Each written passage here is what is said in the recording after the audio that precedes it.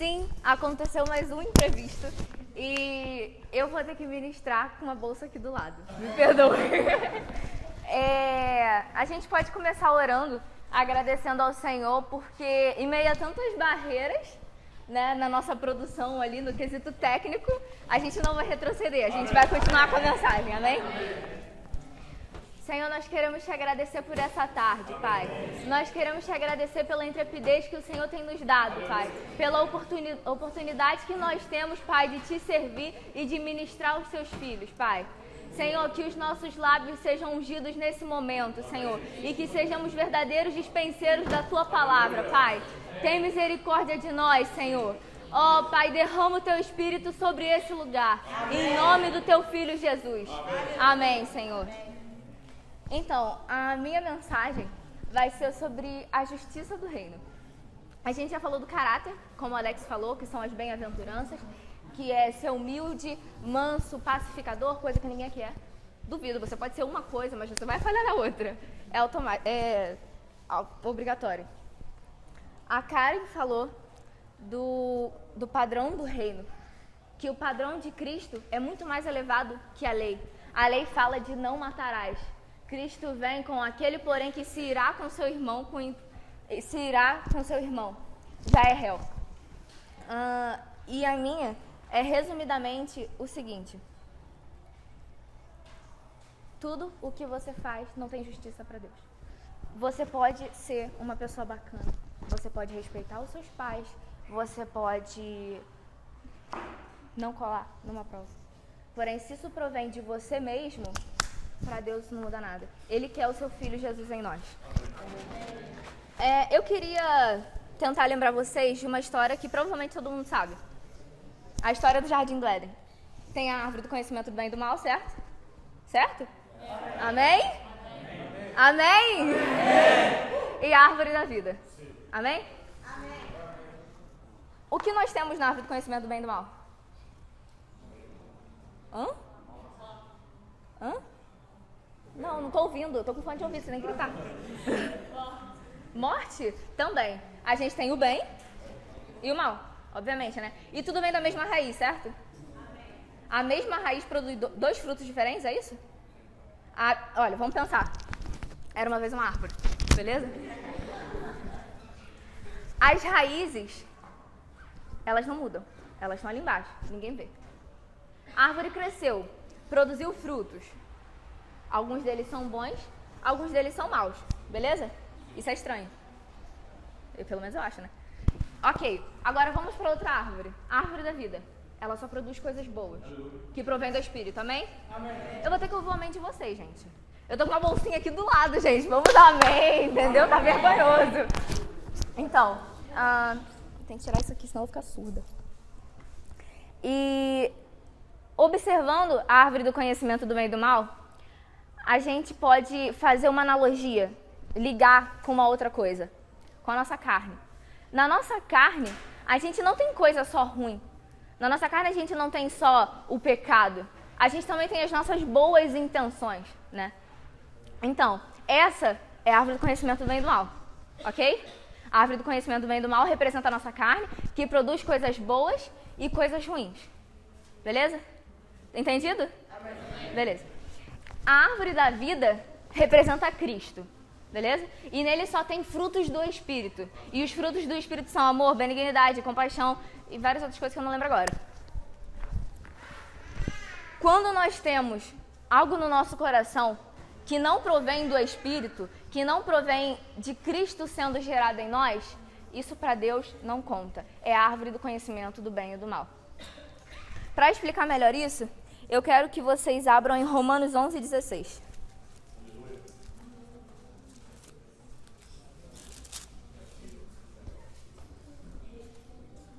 Amém? E se forem santas as primícias da massa, igualmente o será a sua totalidade. Se for santa a raiz, também os ramos o serão.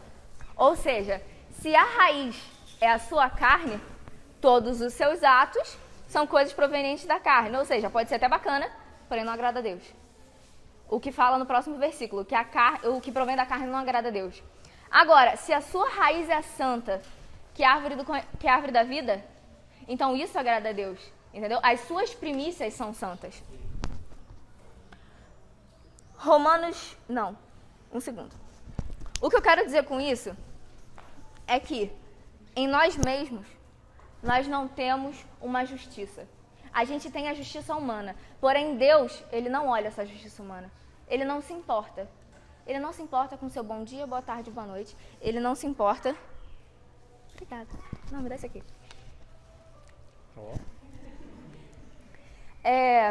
Me perdoa se eu estou me expressando mal, de verdade. O que eu quero dizer é que tudo que nós temos que fazer tem que ser proveniente do Cristo que está sendo gerado em nós. Vou começar tudo de novo. Pode cortar isso aí do negócio que deu tudo errado. Árvore do conhecimento do bem e do mal, árvore da vida. Árvore do conhecimento do bem e do mal é sua carne, árvore da vida é Cristo. Tudo que não provém de Cristo não agrada a Deus. A carne não agrada a Deus. Ok, vamos lá. Agora dando o exemplo de Adão e Eva. Depois que Eva ofereceu o fruto proibido a Adão, ambos reconheceram que eles estavam nus na presença do Senhor, certo? Que silêncio é esse, gente? Amém. Amém? Jesus é o Senhor? Amém. Até aí, ok? Ambos reconheceram que estavam nus na presença do Senhor, ok? Beleza? Tá bom. E o que eles fizeram depois, Anne? Depois que eles reconheceram que estavam nus, o que eles fizeram? Se esconderam. Beleza. Depois de se esconder? Isso. Se cobriram com folhas. Essas folhas representam a justiça humana. Agora, depois do homem ter pecado, ele reconhece que ele é falho, ele reconhece a sua nudez, ele consegue enxergar que tem algo de errado. Então ele se cobre. Isso representa a justiça humana. Deus, depois, chama Adão, fala aquilo tudo e depois cobre eles com a pele de um animal. A pele desse animal representa o sacrifício de Cristo. O sacrifício de Cristo é o único que nos justifica diante de Deus. Amém? Graças a Deus pelo sacrifício de Cristo. Se não fosse o Senhor Jesus, hoje você seria uma pessoa não justificada. Você seria réu do inferno. Cristo te justificou. O sangue dele te justifica. A tua justiça para o Senhor Jesus é um trapo de imundícia. É o que a gente vai ver em Isaías 64:6.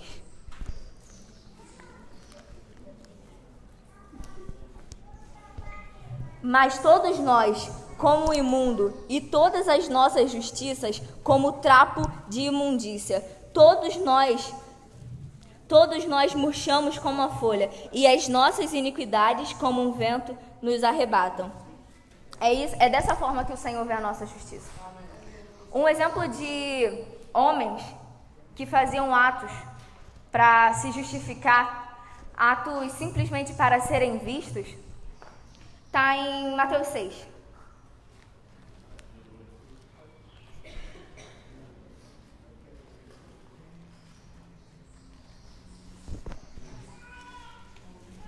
Quando, pois, deres esmola, não toques trombeta diante de ti, como fazem os hipócritas nas sinagogas e nas ruas, para serem glorificados pelos homens. Em verdade vos digo que eles já receberam a sua recompensa. Ou seja, o que eles fazem não justifica eles diante de Deus, porque Deus sabe a intenção do coração deles. Os hipócritas nas sinagogas, eles oravam em voz alta, de pé, faziam um show. Porém, Deus, ele sabia do íntimo daquela pessoa. Ele sabia o que a pessoa tinha em mente, sabia o que tinha no coração, que era ser notada, receber a glória que deveria ser dada a Deus. Amém? Amém? Amém? Amém? Amém? Amém? Obrigada.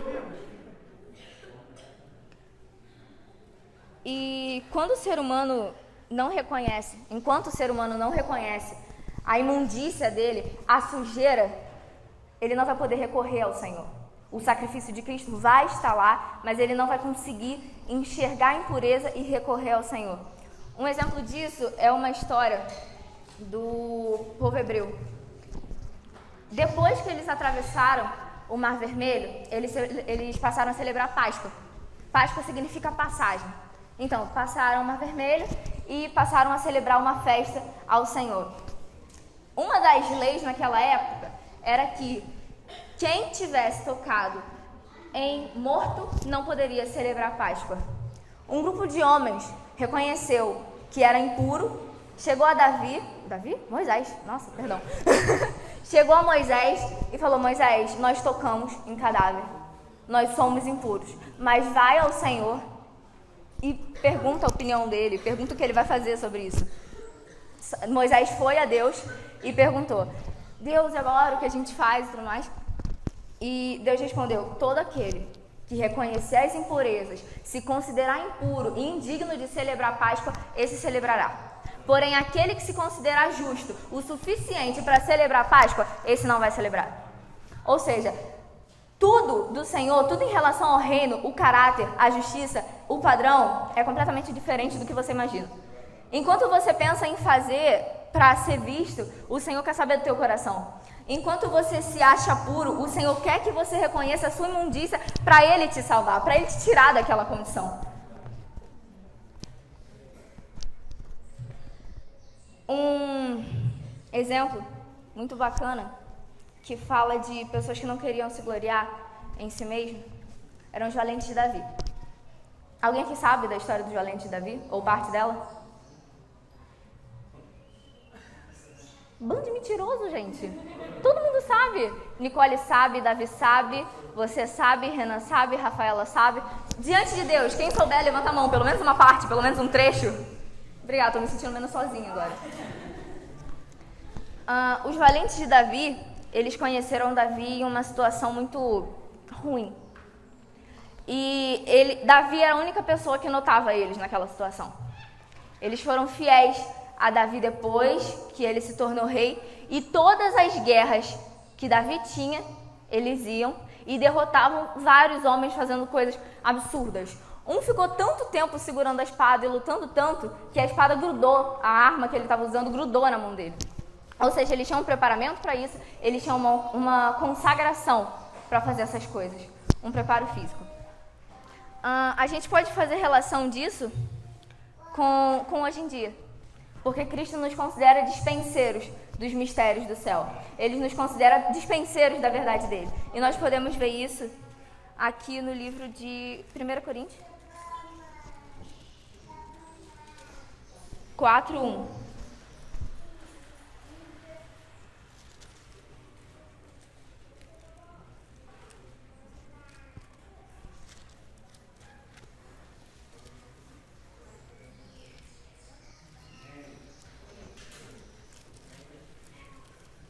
O Alex tinha razão quando ele falou que um aleluia dava um gás a mais.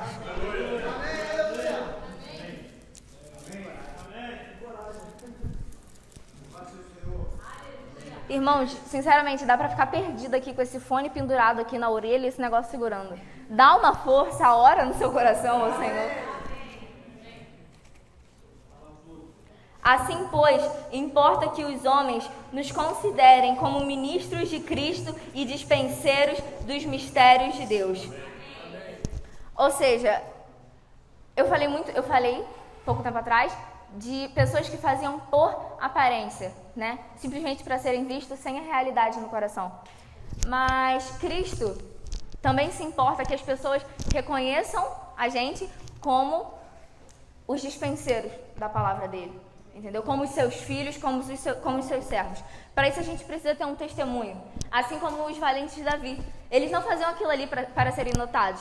Mas mesmo assim, era impossível não notar. Os caras faziam loucura, como que você não vai reparar? Até hoje a gente está falando deles, entendeu? Assim, nós temos que ser consagrados, determinados o suficiente para Cristo permitir que as pessoas nos notem. Mas isso para glorificar o nome dele e não o nosso nome. Amém?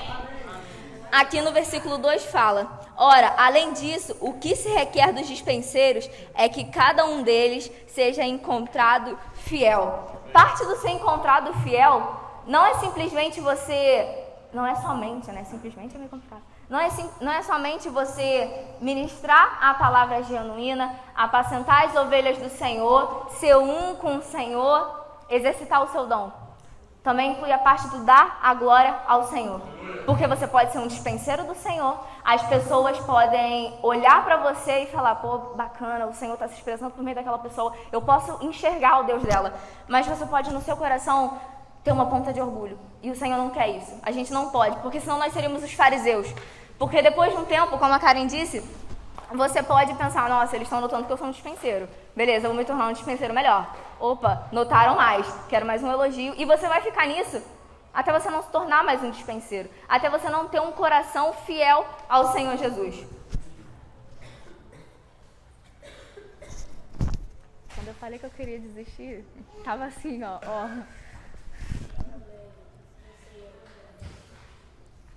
Em Romanos 8, 17, o Senhor vai falar um pouco sobre sofrer. Os valentes de Davi sofriam, sem dúvida. A galera ia pra guerra, a galera sofria, devia passar fome, frio, igual o apóstolo Paulo. E mesmo assim eles continuavam fiéis a Davi. O que o Senhor quer de nós é que a gente olhe nesse momento, que a gente vai sofrer hoje, mas amanhã a gente vai ter uma glória com o Senhor Jesus. Quando Ele se manifestar, nós nos manifestaremos com Ele. Por isso nós temos que ser fiéis.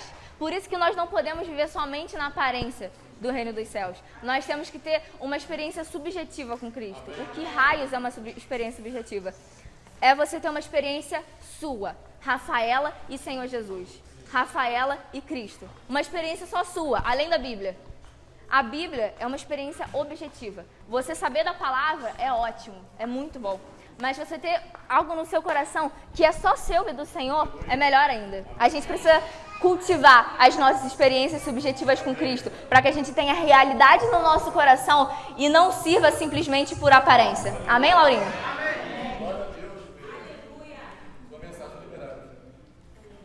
Liberar teus filhos. Ser propício a mim, que sou pecador. Outra coisa importante, outra história, outro fato importante, era de um cara, um fariseu. Ele chegou na sinagoga e começou a orar. Meu Deus, muito obrigada, porque eu não sou como esses pecadores que ficam quietos, que não dão glória a Deus e aleluia. Muito obrigada, Senhor.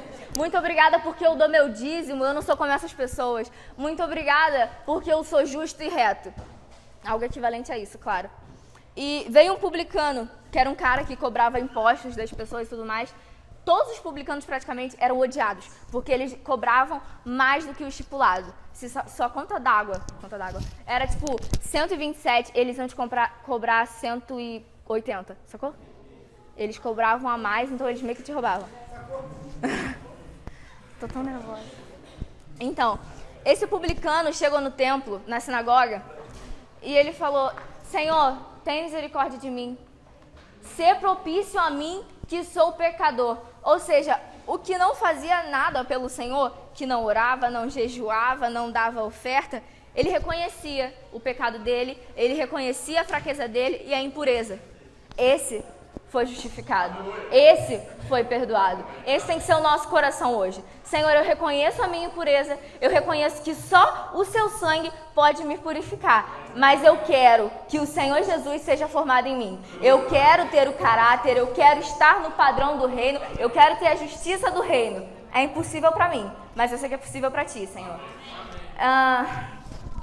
É a questão do continuar olhando para frente, não desistir, sabe? Não ser como o povo, que o Senhor dava tudo no deserto e eles queriam retroceder. Porque hoje o Senhor nos dá tudo. Ele já nos deu Cristo, que era uma promessa esperada há anos. E hoje nós temos a justificação por causa de Cristo. Nós temos a redenção, nós temos a santificação. Nós temos tudo que nós precisamos. A gente só precisa agora reconhecer as nossas impurezas.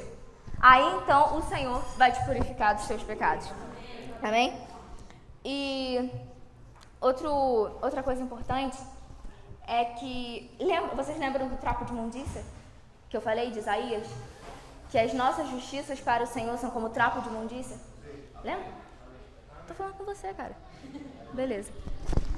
Então, todo aquele que crê no Senhor Jesus e recebe o Senhor Jesus, ele recebe vestes de justiça. Só que aquela veste de justiça não é dele. não provém dele, vem de Cristo, vem do sacrifício do Cordeiro. É aquela pele lá antiga que Deus matou o animal no jardim do Éden e cobriu o homem. Aquela ali é o sacrifício de Cristo, é o Cordeiro de Deus. Amém? Tá, me perdoa. 1 Coríntios 1:30. Mas vós sois dele, em Cristo Jesus, o qual se tornou da parte de Deus sabedoria, justiça, santificação e redenção, para que, como está escrito, aquele que se gloria, glorie-se no Senhor. Agora você é justificado pelo Senhor Jesus. Cristo te deu Ele mesmo como sua justiça. Você não pode se gloriar por isso, cara. Você tem que glorificar o Senhor. Amém? Essa é uma das características dos dispenseiros que foram encontrados fiéis, que serão encontrados fiéis. Darem a glória ao Senhor. Amém? Vou só dar finge que isso aqui é um bastidores. Os 3 pontos mais importantes dessa mensagem são dispenseiros fiéis e que dão glória ao Senhor. As pessoas que gloriam somente ao Senhor e a justiça humana é totalmente falha. Provavelmente eu vou falhar nessa mensagem, que Deus me ajude, mas eu quero que vocês tenham em mente essas 3 coisas, para depois, quando vocês forem compartilhar, vocês puderem cavar isso mais a fundo. A justiça humana é falha, somente o sacrifício de Cristo pode fazer isso por nós, somente o sacrifício de Cristo pode nos justificar.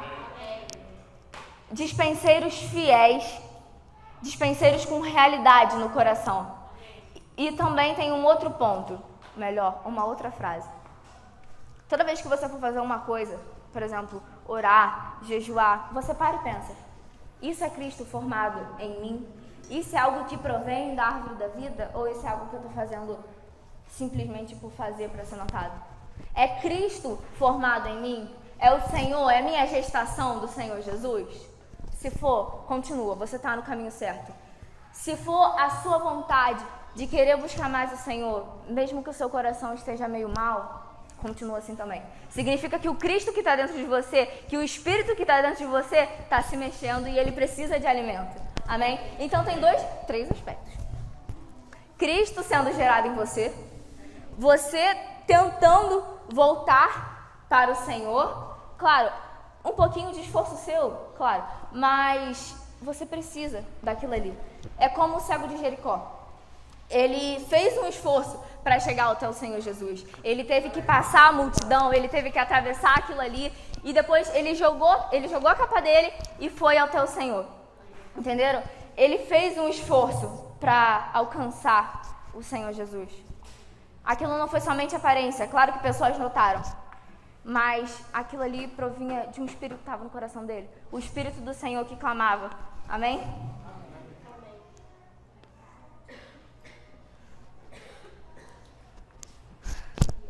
Outro ponto que fala do Cristo transmitido é aquela parte de Mateus que fala que vós sois a luz do mundo. Todos nós que recebemos o Senhor Jesus, que cremos, todos os dispenseiros, eles são a luz do mundo. Amém? É impossível você esconder uma lâmpada, ela vai brilhar. Mesmo que você tape, vai dar para ver alguma coisa. Isso é aparência? Você está vendo que a luz está brilhando? Obrigado, Pai. Então, porém, essa aparência é uma aparência que o Senhor Jesus quer, porque Ele precisa que você seja testemunho. Ele precisa que uma pessoa olhe para você e veja, esse é um servo de Deus. Existe sim ainda gente que luta para ser fiel, existe sim gente que ainda luta pela santificação. E pena que não tem aquela chance, né, de falar depois eu volto.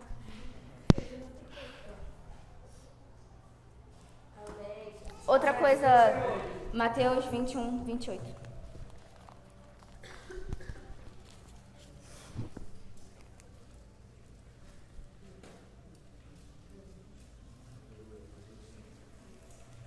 E que vos parece? Um homem tinha 2 filhos. Chegando-se ao primeiro, disse: Filho, vai hoje trabalhar na vinha. Ele respondeu: sim, Senhor, porém não foi.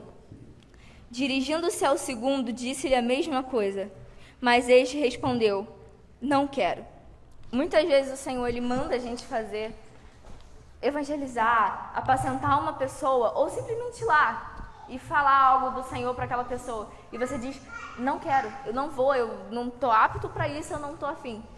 Mas se no final você faz o que o Senhor te mandou, você é justificado, porque isso foi um fruto do teu espírito.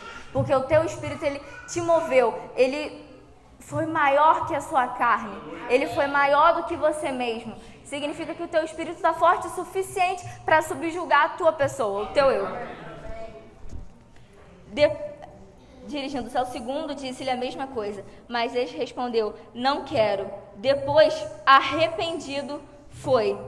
Qual destes fez a vontade do Pai? Disseram: o segundo. Declarou-lhes Jesus: em verdade vos digo que publicanos e meretrizes vos precedem no reino dos céus. Com essa parábola, ele quis dizer o seguinte: muitas vezes a aparência é negativa, muitas vezes você vai dizer não, muitas vezes, muitas pessoas estão achando que o teu coração é um coração negativo ao Senhor. Mas se no teu interior você ficar arrependido do que você fez, você pode voltar e reverter aquele quadro e deixar o teu espírito subjugar a tua carne e cumprir, e deixar Cristo cumprir a justiça de Deus na tua vida.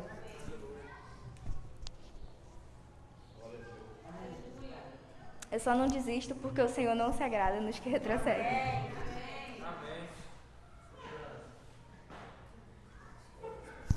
Amém. Deus é o Senhor. Amém.